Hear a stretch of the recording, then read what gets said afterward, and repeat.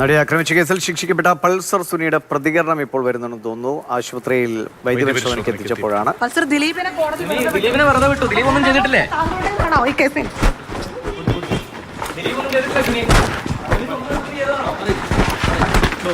Pulsar ഗൂഢാലോചന നിങ്ങളുടേതാണോ?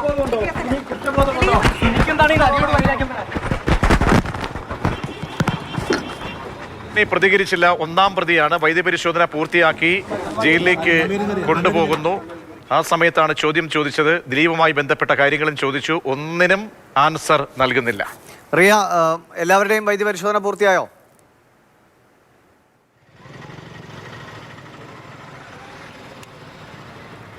ഈ 6 പ്രതികളുടെയും വൈദ്യപരിശോധന ചേരാനല്ലൂർ പൂർത്തിയായി. അതിനുശേഷമാണ് പൾസർ സുനി അടക്കമുള്ള 6 പ്രതികളെയും വൈദ്യപരിശോധന പൂർത്തിയാക്കി പോലീസ് വാഹനത്തിൽ കയറ്റി വിയൂർ ജയിലിലേക്ക് കൊണ്ടുപോയിരിക്കുകയാണ്. ഇതിൽ കോടതി പറഞ്ഞതനുസരിച്ചാണെങ്കിൽ ദിലീപിന് ഗൂഢാലോചനയിൽ പങ്കില്ല. അപ്പോൾ ഈ ഗൂഢാലോചന താങ്കളുടേതാണോ? എന്താണ് താങ്കൾക്ക് നടിയോട് തോന്നാനുള്ള വൈരാഗ്യം എന്ന ചോദ്യങ്ങളായിരുന്നു ചോദിച്ചത്. പക്ഷേ അതിനോടൊന്നും യാതൊരു തരത്തിലുള്ള പ്രതികരണവും പൾസർ സുനി നടത്തിയിട്ടില്ല. ദിലീപിനെ വെറുതെ വിട്ടതുമായി ബന്ധപ്പെട്ട ചോദ്യങ്ങളോടും യാതൊരു വിധത്തിലുള്ള പ്രതികരണവും ഇല്ലാതെയാണ് പൾസർ സുനി വാഹനത്തിൽ കയറിപ്പോയത്.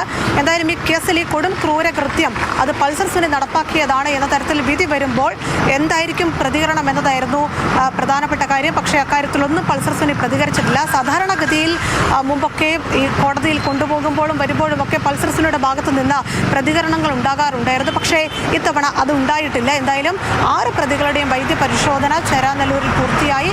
6 പേരെയും വിയൂർ ജയിലിലേക്കാണ് കൊണ്ടുപോയിരിക്കുന്നത്. വിവരങ്ങൾ നൽകിക്കൊണ്ടിരുന്നത്.